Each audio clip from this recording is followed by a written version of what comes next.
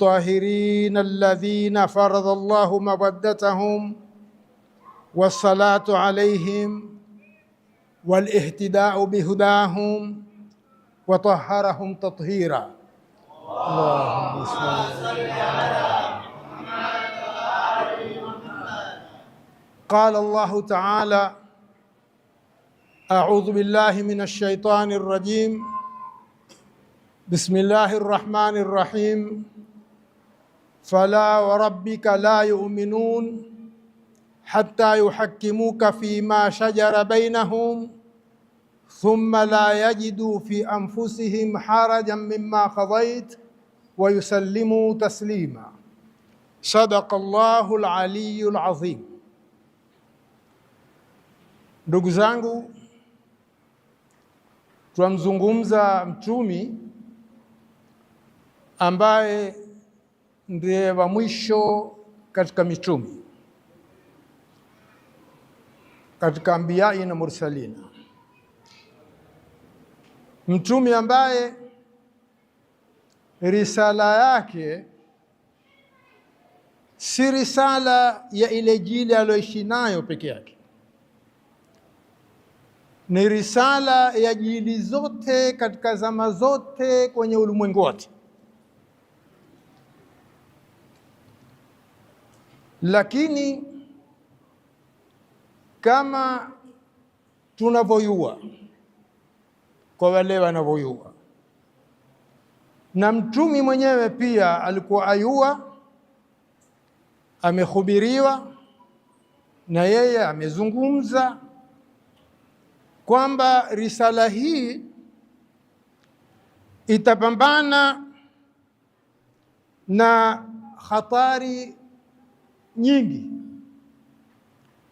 ambazo zitaikabili, na azungumza mambo ambayo ya hatari hizi zitatokana na hii jeli ambayo aloishi nayo. Kuna mapinduzi mubashara tu baada ya kufa mtumi, na haya Mwenyezi Mungu ameyazungumzia: wama Muhammadun illa rasulun qad khalat min qablihi ar-rusul afa immata au qutila inqalabtum ala aqabikum waman yanqalib ala aqibaihi falan yadhurra Allaha shay'a wa sayajzi Allahu ash-shakirin. Inqalabtum imekuwa kwa madhi, kwa mujarradi wa kufa mtumi tayari haya yamepatikana ya mapinduzi ya inqilab. Sitaki kuyazungumza ni yapi. Kwa hivyo ayua kwamba mtume sallallahu alaihi wasallam kuna watu watabadilika, ayua kuna watu watazusha, ayua kuna fitna ambayo yeye mwenyewe ameizungumza kaqita'i al-layli al-mudhlim yashmulu awwaluha akhiruha. Fitna yenyewe ni kama kipande cha usiku wa kiza na itatanganya. Haya yeye amezungumza. Kwa hivyo ikiwa mtume ayayua haya yatatokea, na yeye ni mtumi wa jaili zote, yani umma wote ni umma wake wa ulimwengu wote, na akiwa ayayua haya yatatokea mubashara baada ya kufa yeye kwenye jaili aloishi nayo, je, ana mipangilio gani? Ana dhamana gani ambayo alokuwa ameitoa ili kuaminisha umma na risala na daula ya Kiislamu kuwa ziwe salama, hizi ziwe katika, zisiwe katika inhiraf na dhalal. Aliwata tu ama alitoa miongozo? Alitukua misimamo ya lazima na dhamana ya kuzihifadhi hizi na inhirafi na dhalal. Pia aliweza kutuatia kuziwia barabara, kuwazivilia wale warongo wenye kumzulia, ambao tayari mwenyewe aliwazungumzia kwamba walienda kumzulia akiwa kwenye uhai wake.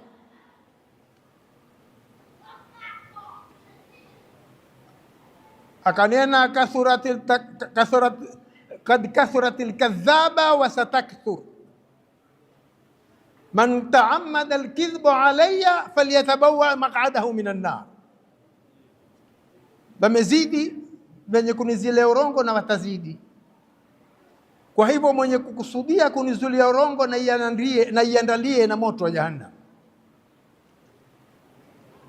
Na haya utayapata kwenye Sahihi al-Bukhari, kitabu al-ilmi, kwenye babu ithmi man kadhaba ala nabi. Kwa hivyo ikiwa yayua haya yatatokea, na yote ameweza kuyaeleza kwamba yatatokea, na kutaka kuthubutisha kwamba mtume alikuwa ayayua, zitabu sihahi za Kisuni takriban zote zimezungumza hizi hadithi, lakini mimi tazungumza kutoka kwenye Bukhari na Muslim, wala sitazitaya hadithi, lakini nitataya pale mahala ambako zitapatikana hadithi hizi ambazo zazungumza hayo masala yatakao kubadilika na watakao kuzusha, na hao wote kwamba mtume asema watakwenda motoni. Nenda kwenye Sahihi al-Bukhari kwenye babu al-Hawd, utaipata riwaya kutoka kwa Abi Huraira, na katika mwisho wa kitabu Riqaq riwaya an Anas, riwaya imezopokewa na Sahli bin Sa'd kwenye mlango huo huo, na katika mwisho wa mlango uliotajwa kuna riwaya amepokewa Asma binti Abi Bakr. Bukhari anena mwenyewe kwenye hapo mlango umezotajwa, asema huyu mtu aitwaye Ibn Abi Malika asema Allahumma inna na'udhu bika an narji ala aqabina wa naftina an dinina. E Mola, tulinde an narji ala aqabina, kwa lugha yetu yani kurudi tulikotoka. Wapi ulikotoka? Kwenye jahilia, na kufitinika na dini yetu twailinda. Na pia ukitoka katika babi ghazwat al-Hudaybiyah, katika hiyo Sahih al-Bukhari utapata riwaya an al-Ala, katika kitabu Badi al-Khalqi utapata riwaya kutoka kwa Ibn Abbas, wa fi kitabi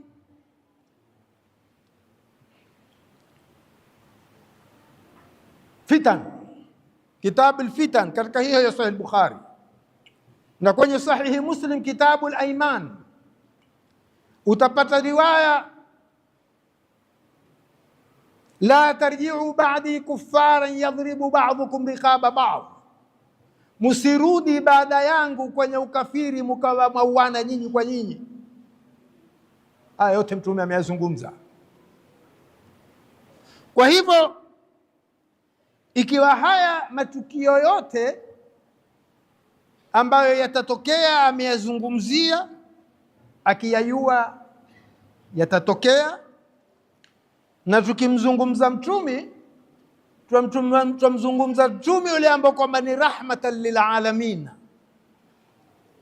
aweza kuondoka bila ya kujali akauata umma shauri yao. Na ikiwa mambo ni haya,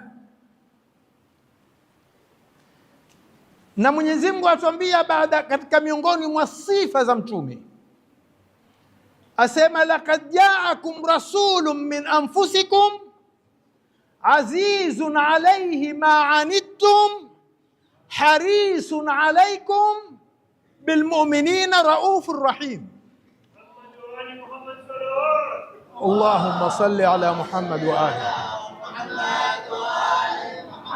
Kabla ya kuizungumza aya hii, nataka nirudie aya nalofungulia maudhui yangu, fala wa rabbika la yu'minun. Kwa hivyo aya hii ambayo nimezofungulia nayo muhadhara yatupa matlabi mawili katika aya hii. Matlabi ya kwanza yatupa moja kwa moja kwamba mtumi ni maasum. Kulazimishwa sisi kusarenda kwenye hukumu zinaotolewa na yeye ni maana ni maasum, hakosei, na kesi zozote zitakaoamuliwa na yeye ziko sawa. Hii ni guarantee kutoka kwenye hii aya. Na atakao kwenda vingine kinyume cha aya, Mwenyezi Mungu asema si muumini huyo. La tajidu qauman yu'minuna billahi wal yawmil akhir yawaduna man had fala wa rabbika la yu'minuna hatta yuhakkimuka fima shajara bainahum. La yu'minuna hatta yuhakkimuka, mpaka wakufanya wewe ndiye mwamuzi wao kwenye mizozano yao.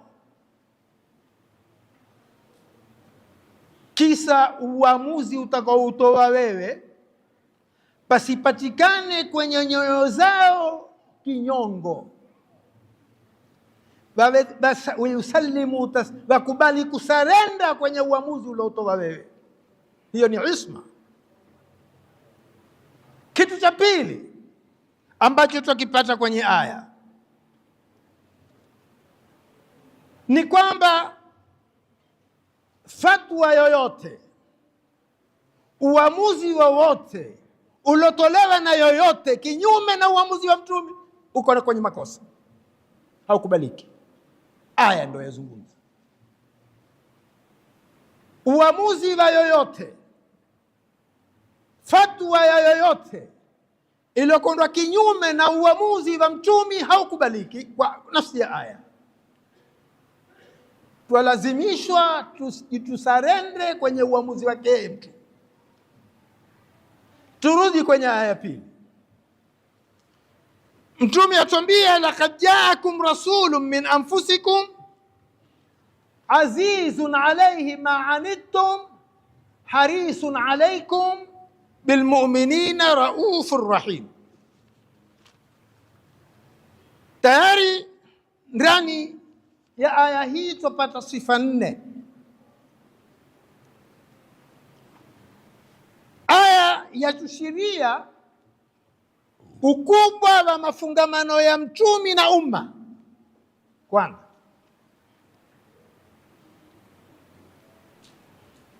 kama kwamba yeye ni sehemu ya ruhu ya umma na jamii.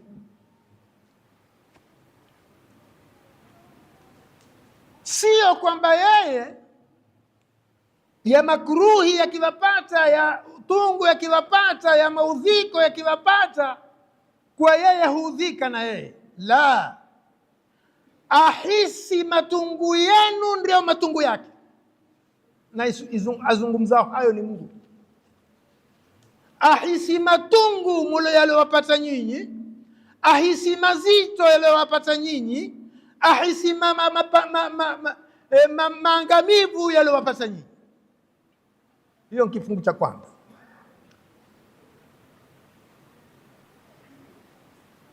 Harisun alaikum, anapupa, ana hamasa ya kuwataka nyuti muongoke,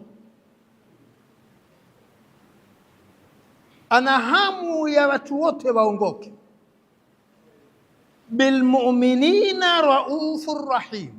Hapa ndo kuna takhasus. kwa waumini ni mwingi wa shafaka, ni mwingi wa rahma. Huyu ndiye mtume tunayemzungumza.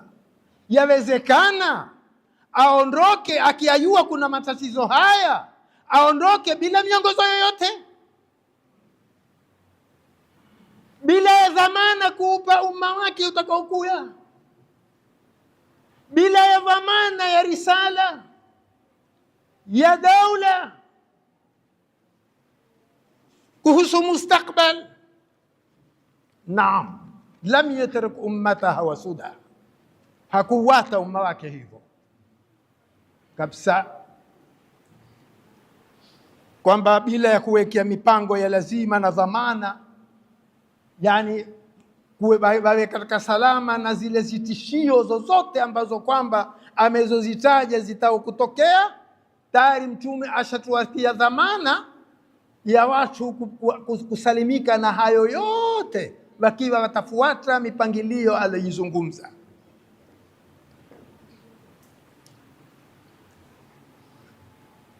Ni mipangilio gani aliyotuatia? Mtume atuambia, taraktukum fil mahajjati albaydaa layliha kanahariha la yazighu anha ba'di illa halik, nimewaata kwenye ndia nyeupe usiku na mchana sawa sawa. Usiku kwenye barabara hiyo, mchana kwenye barabara hiyo ni baidha, haina mushkili. Hakuna hatoiepuka barabara hiyo baada yangu illa halik, isipokuwa atakaokuepuka taangamia. Turudi kwenye hadithu thaqalaini. Hadithu thaqalaini imekuwa bituruqin kathira kwa wenye kutakufuata, ni mutawatir. Katika moya katika ndia zake, hata kuna moya ameandika kitabu kizima kuhusu hadithi thaqalaini. Moya katika ndia zake kama utaipata kwenye As-Sawa'iq al-Muhriqa ya Ibn Hajar Haytami, baada ya kutaya thaqalaini asema hivi: la tuqaddimuhuma fatahlaku wala tuqassiru anhuma fatahlaku wala tuallimuhum fahinnahum a'lamu minkum. Musiwatangulie mbee, mutaangamia. Nani? Ahli albayt na Qur'an. Bala musiwafanyie madharau, mutaangamia. Musiwafundishe, wao ni wayuzi kwa shinda nyinyi. Tuya kwenye hadithu safina. Pia hadithu safina imekuwa kwa ndia nyingi. Moja katika ndia zake utaipata kwenye hiyo Sawa'iq. Imekuwa mwisho wa hadithi, man takhallafa anha, kuna gharika, kuna na halaka, zote zimekuwa. Sasa hizi hadithi tatu, taraktukum fil mahajjati albaydaa, hadithu thaqalaini, hadithu safina, marmaha wahid, zalenga kitu kimoja. Zote hadithi tatu zalenga kitu kimoja. Hiyo almahajjatu albaydaa ni ahli albayt, safina ambayo iliongoza mtume ni ahli albayt. Kwa hivyo mtume hakuondoka ila ametuatia miongozo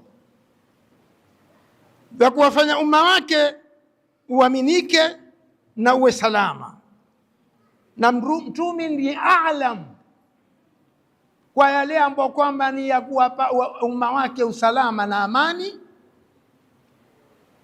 Kusalimika kwao ni aalam kumshinda mtu yoyote, bima fi salamati al-umma wad-dawla wal-islam, kuliko yoyote mwingine, kwa sababu yeye ni aqal kumshinda yoyote, ni ahkam kumshinda yoyote, kisa asaidiwa na mbingu. Kwa hivyo hakuna mtu ambao kwamba wakuwa ayajua ya mustakbali wa umma na kutakia wema mustakbali wa umma zaidi yake. Kwa hivyo ametupangia ya kutudhaminia sisi usalama wa Uislamu umma, daula, ili zisingie kwenye inhirafu na dhalal, pamoja na haya yote yatakao kutokea. Na haya yaliyofanywa na Mtumi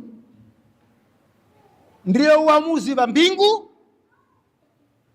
na yafikiana na kutabikiana na al-aqlu salim. Kwa hivyo tuangalie sasa yaliyotokea baada ya kufa Mtume, yalitabikishwa aloyawata au yalikhalifiwa. Sizungumzi, lakini katika maneno yangu mtayafahamu kwamba yalifuatwa ama hayakufuatwa, na mtakwenda kuyaona. Mtume amekufa huko kitandani. Kuna baadhi ya Ansar wamekutana Saqifa, baadhi ya Ansar waliokutana Saqifa hawapati hata ushri ya Ansari na ambao kwamba wako nje, hawakuweko pale. Baadaye wakapata habari katika Muhajirina, watu watatu wakahudhuria, khalifa wa kwanza na wa pili na Abu Ubaida, watu watatu. Sitaki kuzungumza yaliyozungumzwa ndani, mambo yatakuwa marefu, lakini nataka kuambia matokeo ya Saqifa yalimtoa khalifa wa kwanza akiwa ni khalifa Saqifa, yalimtoa khalifa wa kwanza ni khalifa, na khalifa wa pili ni waliul ahdi. Hii ndio kweli wa mambo ukifuata tarehe. Na Abu Ubaida ni khalifa mtarajiwa.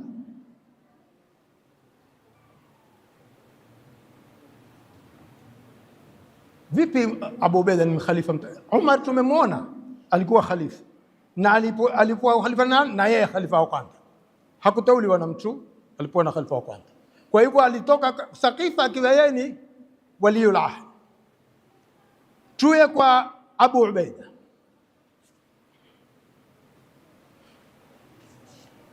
Kwa hivyo khalifa wa pili alipopijwa pijo la kuwa atakufa, aliendewa kutakiwa ateue kiongozi, asiwate umma bila rai.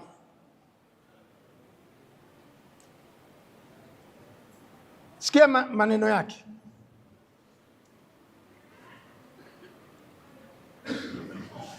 Lau kana Abu Ubaida hayyan lastakhlaftuhu wa wallaituhu. Na haya maneno haya utayapata katika maneno ya mwana Aisha alipopekea salamu Umar aweke kiongozi, na alipoulizwa akanena lau kwamba Mtume aliweka khalifa, kwa hivyo angalimweka kwanza khalifa wa kwanza kama alivyo khalifa wa pili, watatu akawa ni Abu Ubaida. Na haya utayapata kwenye Tabaqatu Ibn Sa'd juzu ya pili. Rejea kwenye Tarikhu Tabari kwenye maradhi ya Umar na kufa kwake, na kwenye Tabaqatu Ibn Sa'd na al-imama wa siyasa, kwamba alipokuwa Abu Ubaida hako ana na wengine aliwataja, ikiwa mmoja ni Salim maula Abi Hudhaifa. Huyu hata si katika Makureshi, na hambiwa hata katika tarikhi hayulikani nasaba yake, na ambapo ukiyasoma hapa ukiangalia na alizungumza Saqifa kuna migongano.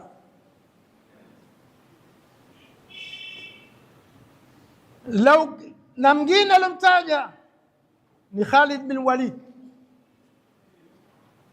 na kwenye alimamu wa siasa utapata Khalid bin Walid na utampata Muadhi bin Jabal ambao ni katika Ansari, na kule alikuwa Ansari wakataliwa wao kwa khalifa kwa sababu si ashiratu nabii. Napata na Khalid bin Walid ni Saifullah al-Maslul, ajibu wa gharib. Saifu Ali bin Abi Talib na saifu Khalid bin Walid ni zipi katika panga mbili? Pili, khalifa wa pili bi'tirafihi amwambia katika mambo ya Ghadir Khum, amwambia Ali bin Abi Talib, asbahta maulai wa maula kulli mu'minin wa mu'mina. Allahumma salli ala Muhammad.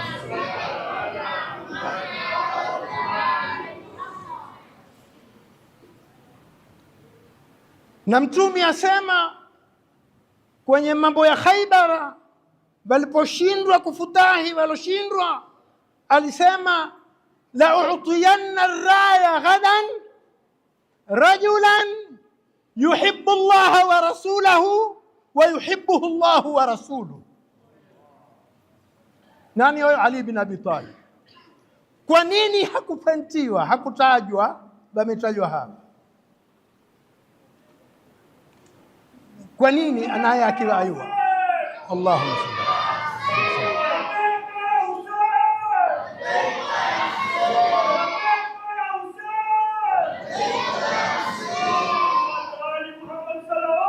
Allahumma salli. Ukifuata khalifa wa pili utapata ana maneno akisema an la yuwalliya hashimiyun walau kana qawiyan dha quwwa wa dha amana. Asema na hii ni fikra ya Makureshi. Mkitaka kusadikisha haya, nendani kwenye tarikhu Tabari, tarikhu Ibn al-Athir, kwenye Siyar Umar, mwisho wa khilafa yake fi sanati 23 mutapata hiwar ya khalifa wa pili na Abdullah ibn Abbas.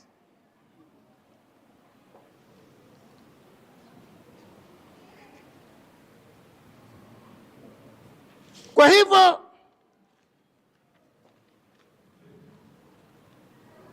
mimi sitazungumza ile hiwari iliyopatikana baina ya watu wawili hawa, nitatukua baadhi ya maneno yao tu atakao ende katika hizo zitabu nimezozitaja kwenye Siyar Umar fi akhir khilafatihi fi sana 23, atayapata ile tafsiri ya hiwar kati ya hawa wawili. Mimi nimetukua zifungu hiki.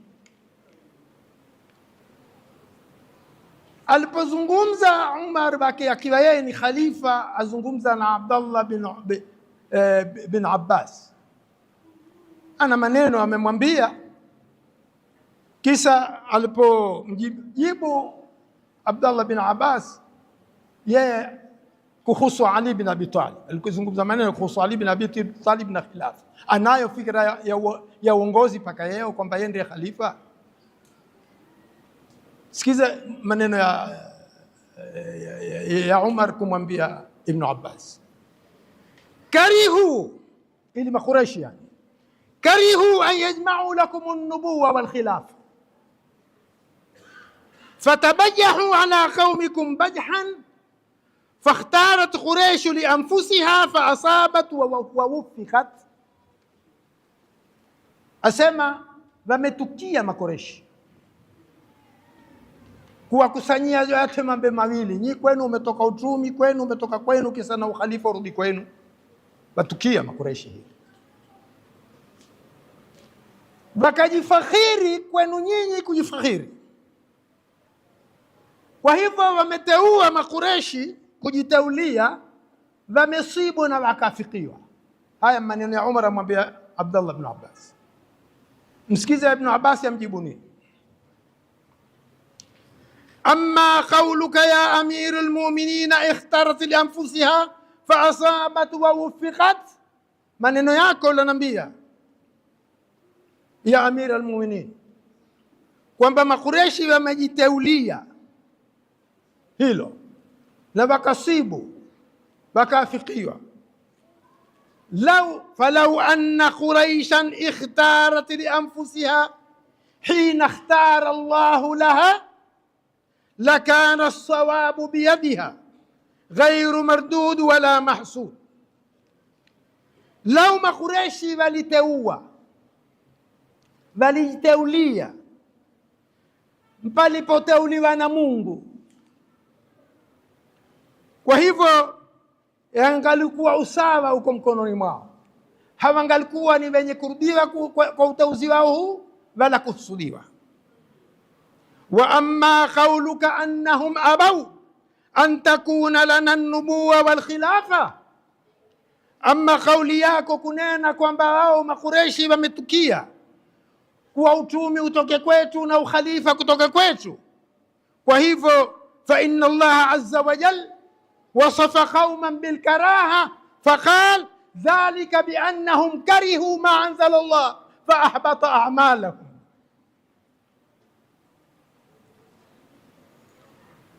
Kwa hivyo Mwenyezi Mungu amewasifu watu waliotukia namna hiyo kwa hao kwamba wameatukia ya Mungu, na Mungu asema hao ni watu wametukia ya Mungu. Kwa hivyo Mwenyezi Mungu ahbata a'malahum, amepomosha amali zao zote. Hiwari ni mrefu, lakini nimependa kutukua hizo zipande hizo peke yake kusadikisha kwamba hii ilikuwa ndio fikra yao. Ajibu wa gharibu, Makureshi ambao waliopiga zita utumi na Uislamu kutoka zizaliwe na wakaendelea kuzipiga zita mpaka wakachoshwa wakaanguka tini ya utumi na Uislamu, leo ndio wamekuwa wao ndio wenye kuamua kiongozi wewe ni wamtakao wao. Ajibu wa gharibu, lakinahu mantiqul hawadith, ndio yalotokea. Imekuwa anaokubaliwa na wao, anaotuliwa nguvu na wao, hata kama kiada ile iliteuliwa na mtumi, lakini itakao kukubaliwa na wao ndio itakao faulu. Ajib. Sasa hawa khulafai watatu, utaona katika tarikhi kitu cha kwanza, hatua ya kwanza walioitukua, walizipiga zita hadithi. Haziruhusiwi kuandikwa wala kuzungumzwa. Ukenda kwa Khalifa Ukanda na maneno amenena utayapata kwenye Tazkiratul Hufadhi ya Dhahabi,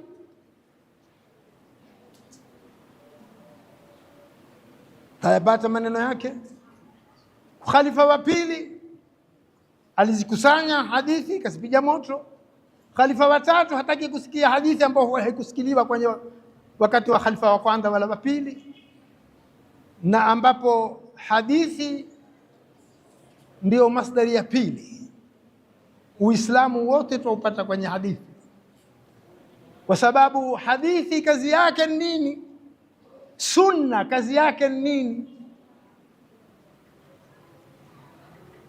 Tubayinu almujmal. Qur'ani haiko ni mujmalat, tafsilati kutoka kwa mtume. Tubayinu almujmal ni kazi ya hadithi, ni kazi ya sunna. Tukhassisu al-aam ni kazi ya hadithi, ni kazi ya sunna. Tuqayyidu al-mutlaq ni kazi ya sunna. La ta'ata li makhluqin fi ma'siyati al-khaliq ni kazi ya sunna. Kwa hivyo ilipofungwa ndia hii ilikuwa ni fursa nzuri sana kwa maadui. Utapata kuna watu walijitia katika Uislamu, kina Ka'b al-Ahbar, kina Wahb bin Munabbah, kina Tamimu Dari na wengineo, wakati ya mengi kwenye Uislamu, na Waislamu wakiwasikiza kwa watu wamejitia kwenye Uislamu, mpaka mambo ya tajsimi kwa Mungu utayapata kwenye hadithi zao. Mitume kukosea utapata kwenye hadithi zao, zimeaa kwenye vitabu. Kwa hivyo, na kitu cha kusikitisha, haya mawakifi yalosimamiwa na walosimama nayo khulafai, zalizuliwa hadithi za urongo kutetewa. Subhanallah, hadithi kadhaa, na hazikuzuliwa hadithi kwenye haya peke yake. Kwenye mawakifi yao mengi, kwenye matendo yao mengi yalikuwa ni kinyume na Uislamu, zikatungwa hadithi kuwekwa sawa misimamo yao na matendo yao waliyotenda. Ziko tele, hatazipata ataka kuzifuata. Isitoshe, Muawiya alipokita kwenye uongozi, At-Taliq ibn At-Taliq aliweka watu special wa kuandika hadithi za urongo tu.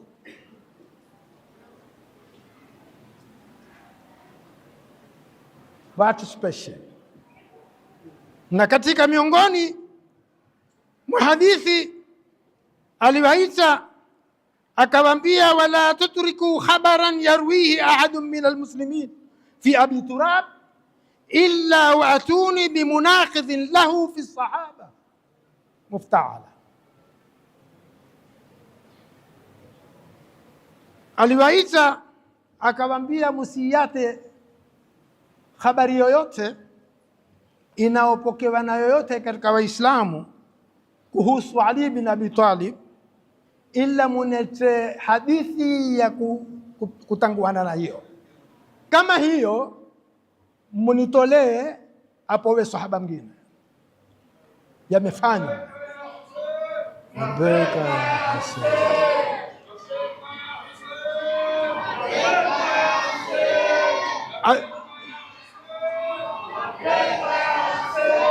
Asema hili ahabu ilayya wa aqarru li'aini wa adhhadu hujjata Abi Turabi wa shi'atihi. Hili ni jambo la pendekeza sana kwangu mtu alifanya, na ndio kituzo cha mato yangu, furaha yangu, na ni kuvunda hujja ya Ali bin Abi Talib na wafuasi wake. Kwa hivyo kutakatungwa hadithi nyingi muftaala kwamba zisokuwa na uhakika, zikawa husomwa mpaka katika mimbari, zikapekwa kwenye waalimu wa kwenye zuo wakifundisha vijana, mpaka kufundishwa banati, watumishi wake ndani ya majumba, na zote zikawa kulwa ni ahadith ambao kwamba asema walwailu liman ankaraha wa lam yu'min biha wa lam yusaddiqha. Hayo utayapata kwenye Tarikh al-Khudari.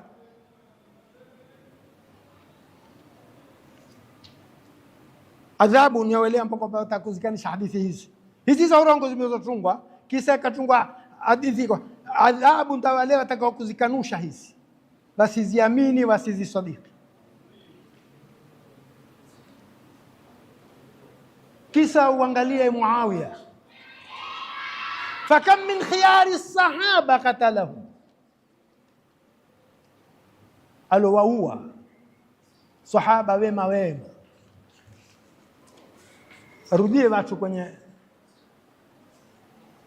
zitabu za akhbar, zitabu za tarikh, ambao haya wameanakili ahlul ilmi wote kwamba ameyafanya huyo. Angalia kwenye kitabu cha al-Isti'ab ya Ibn Abdul Barr, kwenye tarjuma ya Busru bin Arta'a na kwenye Ibn al-Athiri na Abil Fida uangalie ahdathu sanatu 51 kwenye tarikhu Tabari yalofanywa na huyu bwana Muawiya. Ajibu mauaji hawa kina watu alowaweka Busru bin Artaa, kina Ziyad, Sumra bin Jundub na mfano hawa, mauaji walioyafanya subhanallah, mpaka kutinda mpaka vijana zitoto.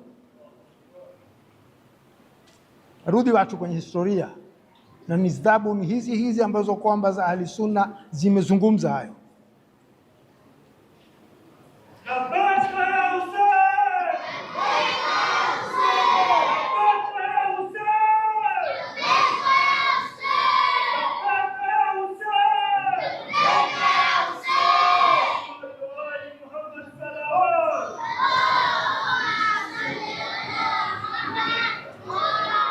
Kwenye Duha al-Islam cha Ahmed Amini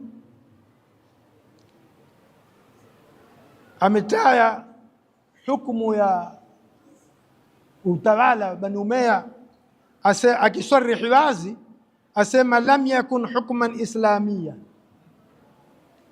haukuwa utawala wa Kiislamu. Kisa uyarudie yalozungumzwa na Sayyid Qutbi kwenye kitabu chake Al-Adala Al-Ijtimaiya fi Al-Islam,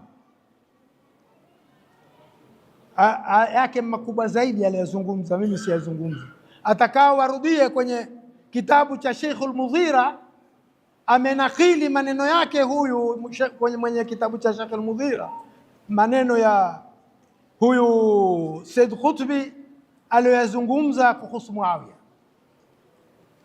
na kuna yalozungumza na Muhammad Abdu maarufu kwenye mukaddima Risalatu Tauhid. Haya yote nimeyanakili kwenye kitabu cha Sheikh Al-Mudhira, na pia ameyazungumza yalozungumzwa na Muhammad Abdu kuhusu Muawiya. Maneno makali mimi nashindwa kuyazungumza kwa sababu yameandikwa kwa Kiarabu, ukiyazungumza kwa Kiswahili wewe imekuwa balaa. Kule yameandikwa kwa Kiarabu, lakini wewe ukiyazungumza kwa Kiswahili itakuwa mbaya. Uangalia aliyoandika Ahmed Amini kwenye kitabu chake Duha al-Islam.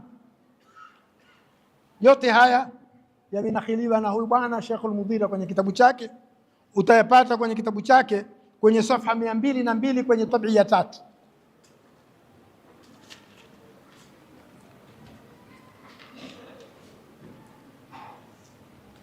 Ndugu zangu, sisi ni watu tumeumbwa, tumepewa akili,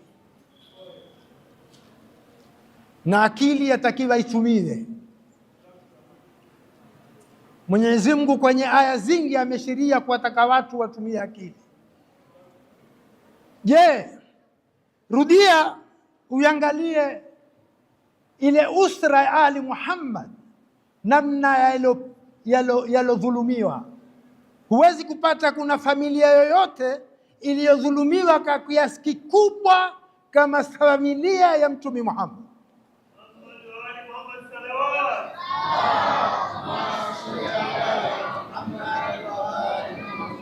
Si Bani Umayya, si Bani al-Abbas.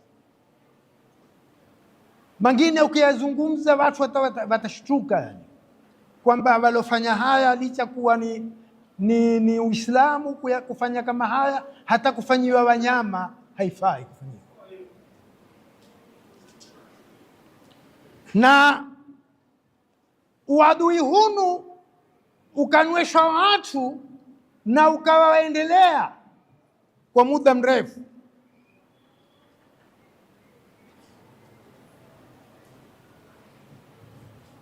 Napenda watu watumie akili katika hizi zitu. Ni makosa kila uambiwalo ukakubali kusarenda kupokea hili, hata kwa Mwenyezi Mungu amelikataa, kwamba watu kupokea maneno kaamini moja kwa moja kutoka moja kwa moja. Yataka kila kitu ukizingatie na ukifikirie na utumie akili. wala takhfu ma laysa laka bihi ilm inna as-sam'a wal basara wal fuada kullu ulaika kana anhu mas'ula. Je, wewe kama Muislamu umewahi kujiuliza kwa nini imekutanishwa kwenye sala kuswihi sala yako haiswihi mpaka uwataye Ali Muhammad ndani ya sala yako? Umejiuliza kwa nini? Kwa nini sala yako haiswihi bila kuwataja?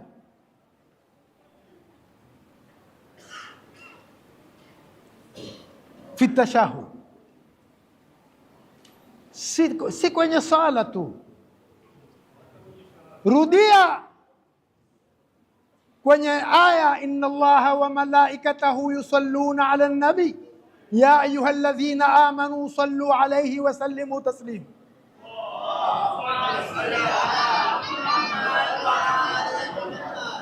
Kwenye sahihi al-Bukhari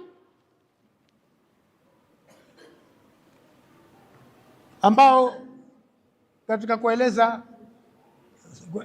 kwenye babu kueleza surati al-Ahzab kwenye hii aya, kwenye sahihi Muslim kwenye salati ala nabii baada at-tashahhud, kwenye sunan Tirmidhi, kwenye sunan Ibn Majah juzu ya pili, An-Nasai kwenye Mustadrak, kwamba Mwenyezi Mungu alipoteremsha aya hii masahaba walimuuliza Mtume, vipi tutakuswalia tutekeleze wajibu huu wa Qur'ani? Akasema, qulu Allahumma salli ala Muhammadin wa ala ali Muhammad.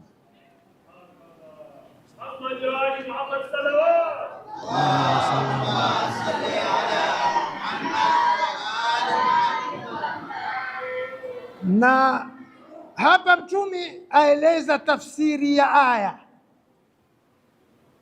na utayapata katika kitabu cha As-Sawaiq al-Muhriqa ya Ibn Hajar, kwamba Mtume asema la tusallu alayya salata al-batra, musiniswalie swala hiyo. Wakamuuliza, wama salatu al-batra ya Rasulullah, salatu al-batra sala gani? Akawambia ni kumswalia yeye bila kuswalia Ali, hiyo ndio salatu al-batra. Amekataza, yani ina maana kumswalia Mtume shuruti uswalia hivi. Ndio ile aya Mtume atufasiria aya kwamba tafsiri yake ni kuswalia Mtume na Ali za Mtume. Je, umejiuliza kwa nini kwamba Mwenyezi Mungu awe afanye istifai hii kwa kipote hiki cha ummati Muhammad? Kwa nini? Umejiuliza? Jibu litoke kwako. Ikiwa kila ukimswalia Mtume saluti wasalie na hawa, yamaanisha nini? Kisha baada ya hapo utajiuliza ni nani hao? Mmoja akiwa ni Hussein bin Ali salamullahi alayhi, huyu ambao tumfanyia hafla katika hao Ali Muhammad, mmoja ni yeye. Kisha utajiuliza, hawa waliongoza jarima hii kwa huyu mjukuu wa Mtume, Uislamu wakubali kunasibishwa watu hawa na Uislamu? Licha ya kufanywa haya, kufanyiwa Ali Muhammad, hata kufanywa hawa, kufanyiwa wanyama pia, Uislamu haukubali. Kwa hivyo nini? Kwa nini yalifanyika haya? Hawa waliofanya haya ni watu gani? Mimi sitoi jibu, lakini wewe mwenyewe utayaona. Ikiwa Mtume alituambia kwamba mimi taraktukum fil mahajjati albayda, mbona kiseme kwa hivi mambo? Kwa hivyo jibu liko kwenu wenyewe, mimi sitolitoa. Kwa haya machache ambayo kwamba niloweza kuyazungumza, kisa kuna kitu nilikuwa nimekisahau kuzungumza. Huyu Muawiya wakati aliposhika Amir ibn Ali bin Abi Talib, wajua khilafa ya khalifa watatu ilitoa nafasi kubwa kwa Banu Umayya. Mwisho wa khilafa yake walikuwa huwezi kunena, wanena ni uongozi wa Banu Umayya, na nyilaya zote walikuwa wao ndio watukuzie nyadhifa. Kwa hivyo alipouawa huyu Muawiya, yale mazungumzo ya kutaka kusimama kulipiza damu ya Uthman, si maana kwamba ataka kulipiza damu ya Uthman. Ameiona tayari khalifa watatu ashawapa nafasi, kwa hivyo hii nafasi isipotee. Asipoe nafasi Ali bin Abi Talib, nafasi tushaipata hii kwa khalifa watatu, kwa hivyo tusimpe nafasi. Na wewe ukiangalia utaona kwamba ilikuwa Muawiya si lengo lake la kutaka kulipiza kisasi cha Uthman. Aliposhika kuwa khalifa, kiwa kubalika kwa kuwa khalifa, hakuwatafuta walomua Uthman. Na mwana Aisha ambao kwamba alisimamisha zita za Jama pia kutaka kulipiza damu ya Uthman, hakumtaka Muawiya asimame kulipiza hii damu, wala hakuteza na Muawiya kwa kuwa hakutukua kisasi cha damu ya Uthman. Sasa utaona kwamba ilikuwa si lengo ni kwamba hii nafasi iliyotolewa na Uthman isipotee. Kwa haya machache tumuomba Mwenyezi Mungu Subhanahu wa Ta'ala atuwafikie kwa kila khairi. Wale watu ambao kwamba walikuwa ni wagonjwa, walioko mahospitali, walioko majumbani, watembeao ambao ni wagonjwa, kwa baraka ya majlisi haya Mwenyezi Mungu awape afya, awaondoshee shida walonazo inshallah Ta'ala. Mwenye matatizo Mwenyezi Mungu amtatue, mwenye haja Mwenyezi Mungu amkidhie, wajawazito Mwenyezi Mungu awatimizie, mwenye kijana ambao au vijana ambao hawakuongoka Mwenyezi Mungu awaongoe, wale walioitolea kwenye majalisi haya kwa Imam Hussein sadaka zao inshallah Mwenyezi Mungu awatakabalie na awape matalibi yao yote wayatakayo, ala hadhihi nia biniyati alqabul wa tamami kulli silu wa ma'mul wa salahi shuhuni dhahira wa batina wa ala niyati taysiri kulli asir wal faraj al ajil lana wa li jami' al muslimin jami'atan li kulli khair dafi'atan li kulli shar wa ila hadrati an-nabi Muhammad al-Mustafa al-Fatiha. Bismillahir rahmanir rahim. الرحمن الرحيم مالك يوم الدين إياك نعبد وإياك نستعين الصراط المستقيم صراط الذين أنعمت عليهم غير المغضوب عليهم ولا الضالين. اللهم يا ميسر كل عسير ويا جابر كل كسير ويا صاحب كل فريد ويا مغني كل فقير ويا مقوي كل ضعيف ويا أمان من كل خائف، يسر علينا كل عسير فتيسير العسير عليك يسير. اللهم يا من لا يحتاج إلى البيان والتفسير، حاجاتنا إليك كثير وأنت عالم بها وخبير، فاقضها لنا يا نعم المولى ونعم النصير. غفرانك ربنا وإليك المصير. وصلى الله على سيدنا محمد والحمد لله.